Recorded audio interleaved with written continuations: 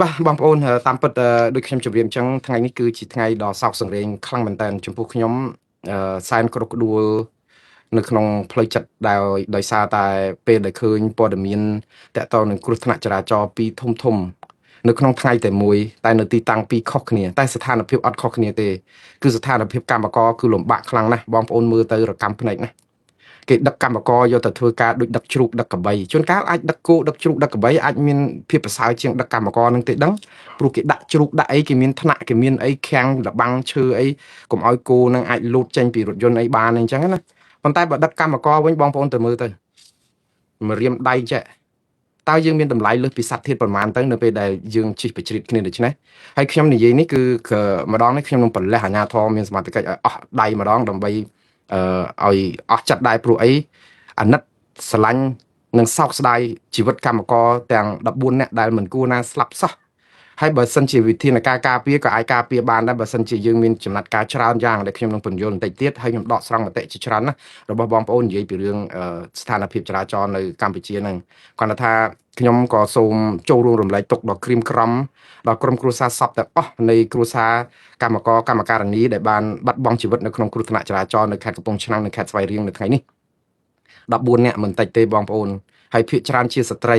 ព្រោះកម្មការនីរោងចក្រនឹងគ្នាជាបង្គោលគ្រួសារណាបងប្អូនទៅធ្វើការមួយគ្រួសារជួនកាលមានតែស្ត្រីម្នាក់នឹងឯងដែលជាបង្គោលរកទទួលទានប្រាក់ខែបានប្រមាណបងប្អូន$210ពលឹមពលឹមចេញពលឹបចូលជួនកាលដើម្បីបានប្រាក់ថែមតិចតួចទៅព្រោះអា210ហ្នឹងគឺវាមិនគ្រប់ទេគឺត្រូវការថែមម៉ោងថែមអីចេញតាំងពីពលឹមអល់រហូតតតែយប់ជ្រៅបានជួបមុខក្រុមគ្រួសារអីអញ្ចឹងហើយបានតែមួយកែមិនតឹងចង់គ្រប់ទៅទៀតហើយប៉ុន្តែថ្ងៃនេះគឺមានគ្រួសារច្រើនណាស់ដែលចាក់ចេញពីផ្ទះអត់បានវិលទៅផ្ទះវិញទេមិនចំពោះថាទូរស័ព្ទប្រាប់កូនចៅថានឹងទទួលទានអាហារល្ងាចជុំគ្នាយ៉ាងណាទេគឺជាទូរស័ព្ទចុងក្រោយហើយនេះគឺជារឿងសោកសង្រេងមែនទែនបងប្អូនដែលគ្រោះថ្នាក់ចរាចរណ៍នេះគឺបានផ្ដាច់ផ្ដាល់ជីវិតមនុស្សដ៏រដោករណែលពេញផ្លូវហើយរកម្មចិត្តអាណិតអាសូរបងប្អូនទី1គឺយើងបាត់ធនធានបាត់ប្រភពចំណូលរបស់គ្រួសារមិនដឹងជាគ្នាកើតទុកខ្លោចផ្សារតើស្ថានភាពគ្រួសារកំពុងតែដាបស្រាប់នឹងតើវានឹងរងទុកធ្ងន់ប៉ុណ្ណាទៅទៀតទៅហើយតើបន្ទុកនេះអ្នកណាជួយហើយចោះតើអ្នកដទៃទៀតនឹងបាក់ស្បាតនឹងភ័យស្លន់ស្លោស្លុតចិត្តនឹងប៉ុណ្ណាទៀតតើជំងឺផ្លូវចិត្តនេះនឹងមានដាបប៉ុណ្ណាតើស្ថានភាពគ្រោះថ្នាក់ចរាចរណ៍នេះវាមានប្រសើរអីទេព្រោះអីបើតាមមើលឃើញដូចជាខំប្រឹងណាស់ដែរអាជ្ញាធរមូលដ្ឋានអាជ្ញាធរគ្រប់លំដាប់ថ្នាក់នឹងឮតែប្រឹងតែដល់ពេលហើយគ្រោះថ្នាក់ចរាចរណ៍នេះគឺជាលើកទី1ហើយដែលគ្រោះថ្នាក់ចរាចរណ៍ស្លាប់កម្មករច្រើនជាងគេនៅក្នុងប្រវត្តិនៃការគ្រោះថ្នាក់ចរាចរណ៍តាមដងផ្លូវខ្ញុំអានសាររបស់ក្រសួងការងារបន្តិចដើម្បីឲ្យដឹងថាតួលេខពិតប្រាកដហ្នឹងមានកម្មករប្រមាណរបួសកម្មករប្រមាណស្លាប់ហើយកើតហេតុហ្នឹងនៅទីតាំងណាខ្លះនេះជាសេចក្តីប្រកាសព័ត៌មានរបស់ក្រសួងការងារគឺក្រសួងការងារបណ្ដុះបណ្ដាលវិជ្ជាជីវៈវគ្គមានសេចក្តីរន្ធត់យ៉ាងក្រៃលែងខ្ញុំសូមសរសើរការផ្ដើមលិខិតរបស់ក្រសួងការងារកន្លែងនេះដែលសរសេរត្រូវបើសិនជាគាត់ដាក់ថាក្រសួងការងារនិងបណ្ដុះបណ្ដាលវិជ្ជាជីវៈមានកិត្តិយសសូមជម្រាបថាកម្មករស្លាប់14នាក់ដោយអារឿងតែទាហានយើងពាក់លីទៀតខ្ញុំប្រលះក្រសួងការងារនេះឲ្យណានៃហ្មងប៉ុន្តែគេធ្វើកើតហេតុអីបានក្រសួងការងារគេធ្វើកើតខ្ញុំឆ្ងល់អារឿងក្បាលលិខិតដែលមិនដាក់ថាយើងមានកិត្តិយសអញ្ចឹងមកអារឿងធ្លាក់ដល់បាតដាលណាក៏កិត្តិយសដែរនេះគឺជារឿងនិយាយត្រូវហើយខ្ញុំសូមសរសើរលើកទឹកចិត្តឲ្យក្រសួងមន្ទីរទាំងអស់ឲ្យលោកបើកភ្នែកមើលឡើងវិញនៃការសរសេរផ្ដើមលិខិតមិនមែនលិខិតមកចេះ copy ច្រឡំតាមគ្នាឲ្យតែស្អីក៏ដោយក៏សិតតែមានកិត្តិយសសូមជម្រាបទេវ៉ែនមិនមែនអញ្ចឹងទេមានកិត្តិយសសូមជម្រាបតែដំណឹងល្អទេតែដល់ពេលដំណឹងថាគេវាយយើងស្លាប់អស់ប៉ុណ្ណេះអ្នកយើងមានកិត្តិយសអាហ្នឹងវាជារឿងក្មេងបៀមដៃក៏មើលថាមិនត្រូវដែរតែអស់លោកមើលទៅមិនឈឺក្បាលសោះយូរច្រើនដល់សំបីថ្មីហ្នឹងក៏នៅតែមានក្រសួងមន្ទីរខ្លះនៅតែសរសេរមានកិត្តិយសសូមជម្រាបជូនដំណឹងថាភាគីថៃអត់ព្រមបើកការចរចា JBC ទេអញ្ចឹងកិត្តិយសដែរគេប្រាប់មកអត់ព្រមចរចាដើម្បីបានដីខ្មែរមកខ្មែរវិញអញ្ចឹងកិត្តិយសដែរចាំបានថាគេថាខ្ញុំនឹងទៅទៀតដែរប៉ុន្តែតនឱកាសមានគឺជួយកែគ្នាខ្ញុំមិនទៀមទាឲ្យរដ្ឋាភិបាលក្រសួងមន្ទីរអស់នឹងកែទេព្រោះអស់លោកដេកដាស់មិនភ្ញាក់ទេប៉ុន្តែនិយាយខ្លះទៅព្រោះកោកសឹកមកតដោកឆ្អែតពោះកបីអីក៏ដោយក៏ធ្វើឲ្យអស់លោកនឹងក៏ចេះឈឺឆ្អាលឬក៏ខ្មាស់អៀននឹងអំពើប្រេះផ្ដាស់ដែរតែខ្ញុំម្ដងទៀតខ្ញុំសរសើរក្រសួងការងារកន្លែងនេះមួយដែលផ្ដើមក្បាលលិខិតដ៏ត្រឹមត្រូវគាត់ថាក្រសួងការងារបណ្ដុះបណ្ដាលវិជ្ជាជីវៈមានសេចក្តីរន្ធត់យ៉ាងក្រៃលែងចំពោះករណីគ្រោះថ្នាក់ចរាចរណ៍ចំនួន2ករណីដែលកើតឡើងព្រមគ្នានៅថ្ងៃទី23ខែឧសភានៅខេត្តកំពង់ឆ្នាំងនិងខេត្តស្វាយរៀងដោយគិតត្រឹមម៉ោង10នេះគឺបណ្ដាលឲ្យបងប្អូនកម្មករនិយោជិតរងគ្រោះសរុបចំនួន93នាក់ក្នុងនោះគឺស្រី74នាក់ស្លាប់ចំនួន14នាក់អ្នកស្លាប់នោះគឺ10នាក់ជាស្ត្រី របួសចំនួន15នាក់ស្ត្រីរបួស12នាក់និងរបួសស្រាលនិងរបួសធ្ងន់ហ្នឹងគឺ15នាក់របួសស្រាលគឺចំនួន64នាក់ក្នុងរបួសស្រាលហ្នឹងស្រី52នាក់ដែលរងរបួសករណីទី1គឺកើតឡើងនៅភូមិសាលាលេខ5ឃុំអូរស័យស្រុកកំពង់ត្រឡាចខេត្តកំពង់ឆ្នាំងរវាងរថយន្តដឹកទំនិញធុនធំជាមួយរថយន្តដឹកជញ្ជូនកម្មករនិយោជិតដែលមានជនរងគ្រោះចំនួន53នាក់ស្ត្រី50នាក់នៅក្នុងនោះស្លាប់9នាក់នៅក្នុងខេត្តកំពង់ឆ្នាំងហ្នឹងដែលស្ត្រី8នាក់ហើយ9នាក់ស្លាប់គឺស្ត្រី8ហើយនិយាយទៅស្ត្រីសឹងទាំងអស់របួសធ្ងន់9នាក់ស្រី8នាក់ហើយរបួសធ្ងន់ហ្នឹងស្រី8នាក់ទៀតនិងរបួសស្រាលចំនួន35នាក់ស្រី34នាក់និយាយទៅគឺនៅកំពង់ឆ្នាំងស្រី95%ហើយដែលទាំងស្លាប់ទាំងរបួសធ្ងន់នេះករណីទី2កើតឡើងនៅភូមិថ្មីសង្កាត់សង្ខស្រុកស្វាយរៀងខេត្តស្វាយរៀងរវាងរថយន្តដឹកជញ្ជូនកម្មករនយោជិតនិងរថយន្តដឹកជញ្ជូនកម្មករនយោជិតដូចគ្នារថយន្តដឹកកម្មករបុករថយន្តកម្មករអានោះគឺរថយន្តដឹកកម្មករបុកនឹងរថយន្តធុនធ្ងន់នៅស្វាយរៀងនេះគឺរថយន្តកម្មករបុករថយន្តកម្មករមិនដឹងថាគាត់បើកអាម៉េចឲ្យតែបុកគ្នាកើតរថយន្តពីរបើកផ្លូវខុសគ្នាសោះនេះនយោជិតដឹករថយន្តកម្មករនៅសំទោសឡានដឹករថយន្តកម្មករដែលគ្រោះថ្នាក់នៅខេត្តស្វាយរៀងនេះគឺមានជនរងគ្រោះ40នាក់ស្ត្រី24អញ្ចឹងបានន័យថាប្រុសច្រើនជាងប្រុសមិនមែនច្រើនជាងប្រុស16ហើយនៅក្នុងនោះស្លាប់ចំនួន5នាក់ស្រី2នាក់អញ្ចឹងប្រុសស្លាប់3នៅស្វាយរៀងស្លាប់ប្រុសច្រើនជាងស្រីរបួសធ្ងន់ចំនួន6នាក់ស្រី4នាក់អញ្ចឹងស្រីរបួសច្រើនជាងប្រុសនិងរបួសស្រាលចំនួន29នាក់ស្រី18នាក់អញ្ចឹងស្ទើរតែប្រហាក់ប្រហែលគ្នាស្រីប្រុសរបួសស្រាលនេះអញ្ចឹងតកតងនឹងរឿងនេះអ្វីដែលក្រសួងការងារបញ្ជាក់ខ្ញុំអានអត់អស់ទេព្រោះច្រើនណាស់គាត់ថាអញ្ចេះគ្រោះថ្នាក់ចរាចរណ៍ថ្ងៃនេះគឺជាថ្ងៃដែលសោកស្ដាយបំផុតដែលមានករណីបងប្អូនកម្មករនយោជិតស្លាប់ច្រើនជាងគេក្រសួងនឹងធ្វើការជាមួយស្ថាប័នពាក់ព័ន្ធបន្ថែមទៀតបាទស្ដាប់ឲ្យច្បាស់បងប្អូនណាក្រសួងនឹងធ្វើការងារជាមួយស្ថាប័នពាក់ព័ន្ធបន្ថែមទៀតដើម្បីបង្កើនសុវត្ថិភាពដឹកជញ្ជូនកម្មករនយោជិតដើម្បីបង្កើនសុវត្ថិភាពដឹកជញ្ជូនកម្មករនយោជិតធ្វើបន្ថែមទៀតដើម្បីបង្កើនសុវត្ថិភាពដឹកជញ្ជូនអញ្ចឹងក្រសួងក៏ចាត់ទុកថាសុវត្ថិភាពដឹកជញ្ជូនកម្មករនឹងមានបញ្ហាខំធ្វើដែរតែធ្វើអត់ទាន់គ្រប់ខំធ្វើបន្តទៀតបាទខ្ញុំស្លេះកន្លែងហ្នឹងសិនអំពីអ្វីដែលក្រសួងការងារគាត់លើកឡើងពីខំធ្វើជាមួយកិច្ចការស្ថាប័នពីរឿងកម្មករបងប្អូនតាំងពីខ្ញុំនៅធ្វើការវិទ្យុអាស៊ីសេរីរឿងដែលខ្ញុំតាមដានញឹកញាប់ជាងគេគឺរឿងដែលទូមនិញជាងគេមិនដឹងជាយ៉ាងម៉េចទេខ្ញុំគឺខ្ញុំអាណិតកម្មករយើងដែលគេដឹកដូចសัตว์ជ្រូកសัตว์គោបងប្អូនដូចជ្រូកដូចគោអញ្ចឹងបើជ្រៀតគ្នាដូចម្រាមដៃចឹងឡានកុំថាឡើយដល់ទៅប៉ះពៀតកិច្ចគ្នាបុកគ្នាណាបងប្អូនគ្រាន់តែប្រជ្រៀតគ្នានៅលើរថយន្តដែលជិះទៅកន្លែងធ្វើការហ្នឹងសឹងតែស្លាប់បាត់ហើយមិនទាន់ដល់កន្លែងធ្វើការផងជិះទៅតាមផ្លូវធម្មតាផងមិនបាច់ថាដល់ទៅបុកគ្នាហើយខ្ញុំកាលពីពេលហ្នឹងខ្ញុំមិនមែនថាយកបងយកអីកិត្តិយសអីខ្លួនឯងទេគឺអំពាវនាវឲ្យសម្ភាសអស់ហើយប្រធានសហជីពប្រធានអីហ្នឹងឲ្យប្រធានសហជីពគ្រប់គ្នាត្អូញត្អែល្អូលទាំទៀមទាតម្រូវឲ្យរដ្ឋាភិបាលជួយកែប្រព័ន្ធដឹកជញ្ជូនហ្នឹងឲ្យល្អឲ្យមានសុវត្ថិភាពឲ្យមានខ្សែក្រវ៉ាត់កុំឲ្យជិះប្រជិតគ្នាអារឿងជិះប្រជិតគ្នាមកជុំឲ្យបងប្អូនទៅមើលរថយន្តគាត់អាបុកគ្នាហើយហ្នឹងអារថយន្តដឹកកម្មករមួយហ្នឹងម៉ាស៊ីនរថយន្តហ្នឹងសឹងថាទៅជាផេះផង់អស់លលួយខ្ទេចអស់ហ្មងគឺវាចាស់នោះចាស់ពេកគឺមើលអត់យល់ហ្មងតួរថយន្តម៉ាស៊ីនរថយន្តហ្នឹងគឺថាវាស្ទើរតែតឹងថាដួលថ្ងៃណាថ្ងៃហ្នឹងចេះតែយកមកជិះយកមកដឹកទៅដើម្បីឲ្យតែបានដល់គ្រោងចាក់អញ្ចឹងទៅរឿងសុវត្ថិភាពរឿងអីកុំខ្វល់តើវាសុវត្ថិភាពប៉ុណ្ណាតើហ្វ្រាំងហ្នឹងវាជាប់ទេតើកាឡាកង់ហ្នឹងវាល្អទេតើម៉ាស៊ីនហ្នឹងវាអាចនឹងរត់មិនកធិកធៈដែរទេតើហើយអើយច្រើនរឿងណាស់ហើយតើកង់ហ្នឹងក៏តែអញ្ចឹងដែរបងប្អូនឥឡូវមុននឹងខ្ញុំនិយាយដល់រឿងនេះចង់និយាយឲ្យអស់ហ្មងទៅមួយយប់នេះរឿងគ្រោះថ្នាក់ចរាចរណ៍នេះណាមិនមែនជារឿងលើកដំបូងទេច្រើនលើកច្រើនគ្រាហើយដែលរឿងហ្នឹងកើតឡើងយូរហើយដែលរឿងដឹកកម្មករទៅធ្វើការជិះដូចជ្រូកដូចកបីហ្នឹងដូចគោហ្នឹងគឺដឹកអញ្ចឹងយូរហើយ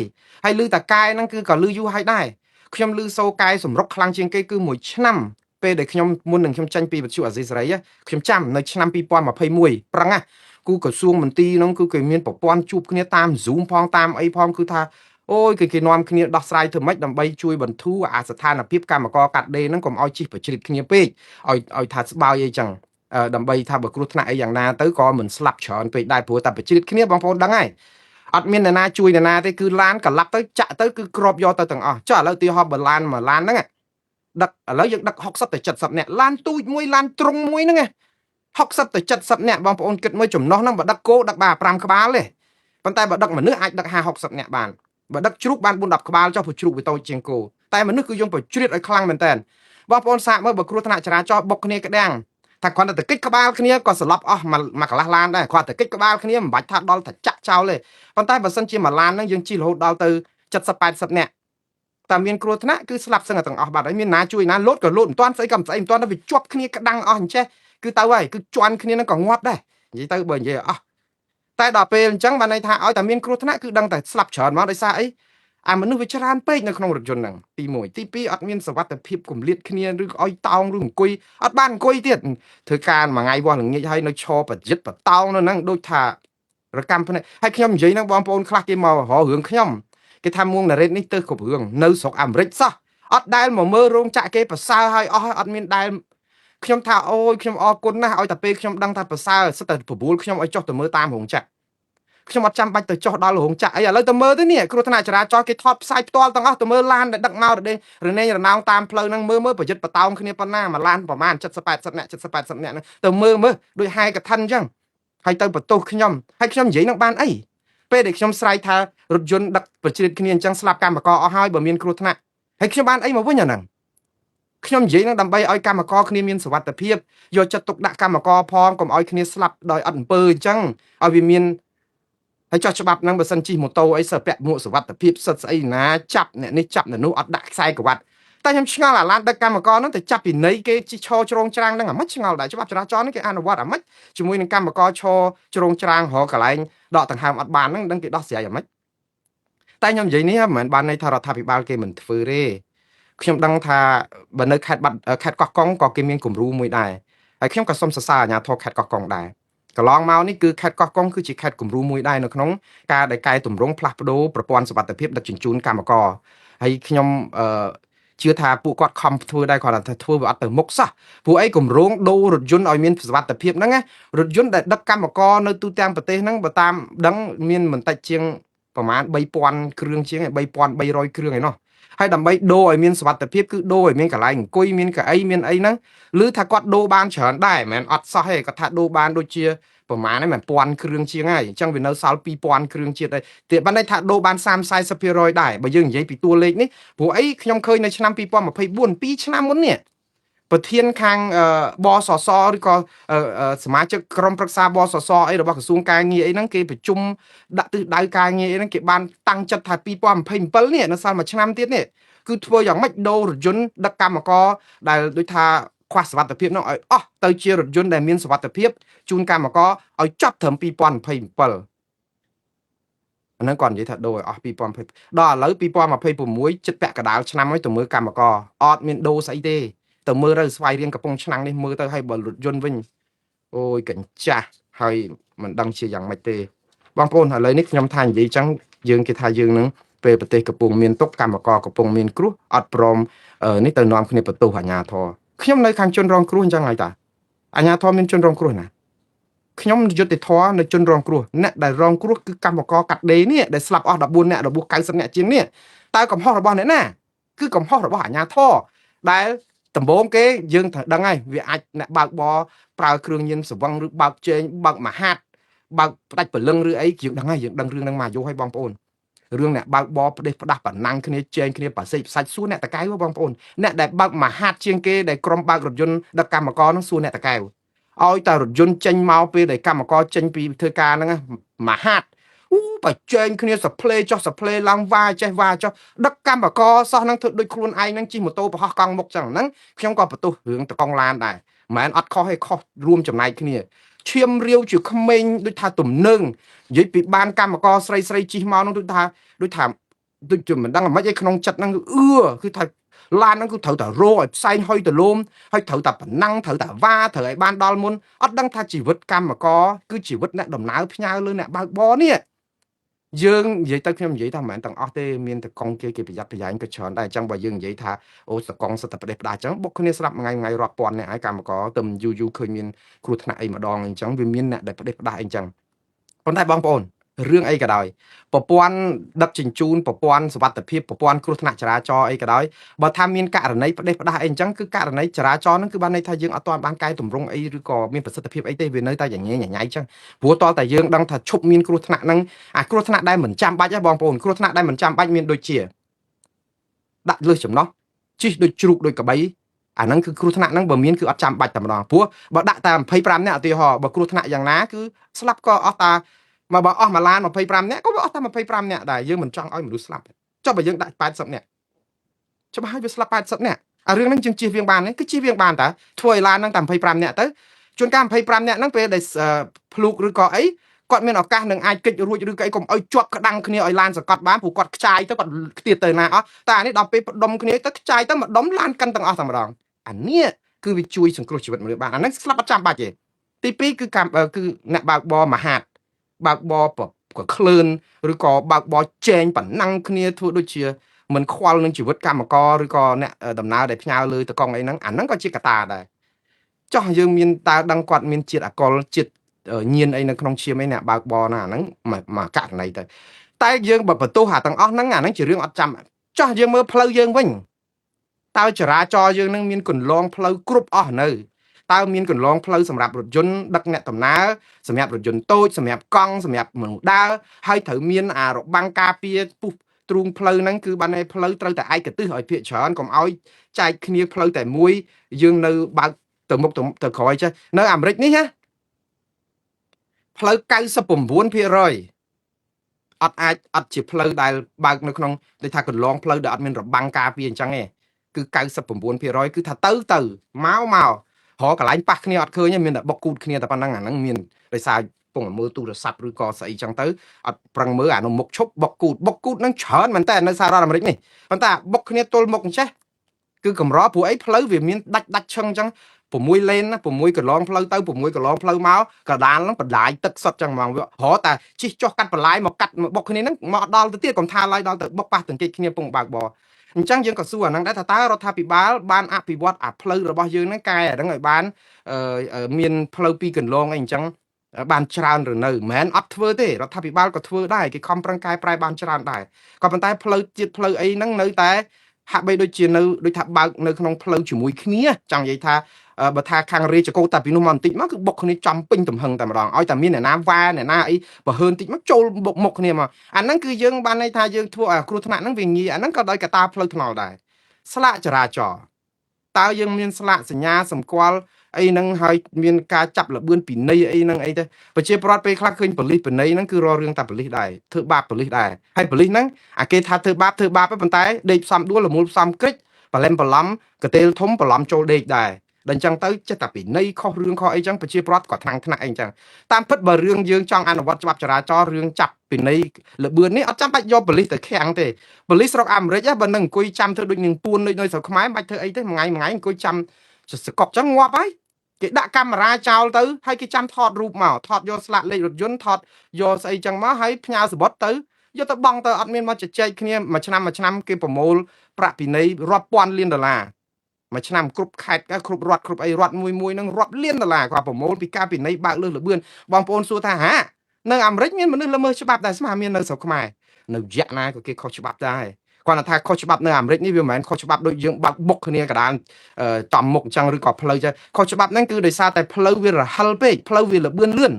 ហើយទៅផ្លូវវាល្អិលពេកហើយអត់មានអ្នកណាមកទើសយើងណាហើយគេដាក់ឲ្យបើក100គីឡូក្នុង1ម៉ោងផ្លូវ freeway អី110អីនោះ120គីឡូម៉ែត្រក្នុង1ម៉ោងក៏នៅតែបើកលើសទៀតដោយសារអីបើកទៅវាដូចផ្លូវតលាយហើយទៅអត់មានអ្នកណាទើសសោះហ្នឹងគឺដូចថាជន់ទៅសឹមហើយអត់មានខ្វល់រឿងគ្រោះថ្នាក់ទៀតដោយសារតែវាមើលទៅសុវត្ថិភាពមែនតើអញ្ចឹងបានន័យថាមនុស្សតែរឿងប្រញាប់ការងារអីបន្តិចហើយមើលទៅដូចវាស្រួលពេកបើកដល់100ហើយដូចយឺតឯគេនោះដូចមើលទៅមើលគេមើលឯងដូចអត់ទៅមុខសោះតែ100ហើយអញ្ចឹងថែម110គេនៅ110 100មើលទៅដល់អត់ទៅមុខទៀតណាព្រោះវាលឿនដូចគ្នាយើងមើលទៅឃើញឡានអីនៅចិត្តហ្នឹងមិនដូចរឿងយឺតចឹង150 100អីចឹងទៅប៉ូលីសផាកជាប់កាមេរ៉ាជាប់អីចឹងឬក៏យូរមានប៉ូលីសល្បាតអាហ្នឹងបានលុយច្រើនហើយអត់ចាំបាច់ប៉ូលីសមកអូបើសិនជាប៉ូលីសចេញមកអង្គុយធ្វើដូចនឹងពួននៅយើងតើប៉ូលីសមកប្រទេសហ្នឹងតើជួលប៉ូលីសទាំងអស់ហើយគេអត់ធ្វើចឹងទេដាក់កាមេរ៉ាចោលទៅហើយចាប់លបឿនហ្នឹងទៅកុំទៅជជែកបែកពពុះមាត់គ្នាជួនកាលប៉ូលីសហើយនឹងតកង់ឡានឆ្លោះគ្នាជេរបចោគ្នាគ្មានស្គាល់អាជ្ញាធរគ្មានស្គាល់អ្នកបើកបរទេព្រោះតែយើងនាំគ្នាជជែកគ្នាគឺយើងឆ្លោះគ្នាហើយព្រោះច្បាប់យើងទូរលងផងអញ្ចឹងបានដាក់កាមេរ៉ាចោលទៅវាអស់ប្រមាណអាកាមេរ៉ាហ្នឹងហើយបើដាក់កាមេរ៉ាយើងជួយបន្ថយកម្លាំងប៉ូលីសអត់ប្រយោជន៍ទៀតបងប្អូនប៉ូលីសហ្នឹងលែងរវល់មកផ្លុំកញ្ចែឲ្យអីសើមកញ្ចែអីស្ងួតមាត់អីណាទៀតអី មិនទៅឈឺក្បាលអញ្ចឹងទេប៉ុន្តែប្រហែលជាអត់ចង់ធ្វើអញ្ចឹងក៏មិនដឹងព្រោះតែហ៊ានតែដាក់កាមេរ៉ាទៅបណៃទៅកាមេរ៉ានោះលុយចូលទៅក្រសួងមន្ទីរអស់វាអត់ឆ្លងតាមកប៉ៅប៉ូលីសណាតើធ្វើម៉េចបានសើមកញ្ចែហ្នឹងដើម្បីគ្រាន់បានទិញអង្គទិញចប្រៃអីសម្រាប់កូនចៅអីអញ្ចឹងវាចឹងហើយវាចែកគ្នារស់អញ្ចឹងច្បាប់អនុវត្តមិនកើតព្រោះបើថាបានតាកាមេរ៉ាអញ្ចឹងទៅចូលទៅថ្នាក់លើអស់អាថ្នាក់ក្រោមនេះខំសោកលុយសោកអីគេដើម្បីបានប៉ុស្តិ៍ដើម្បីយកទៅចាប់យកលុយចាប់អីផងអត់បានមរៀលអញ្ចឹងបរិយាយទៅស្ទាក់ពួនអញ្ចឹងទៅរឿងនេះនៅការកែតម្រង់ច្រើន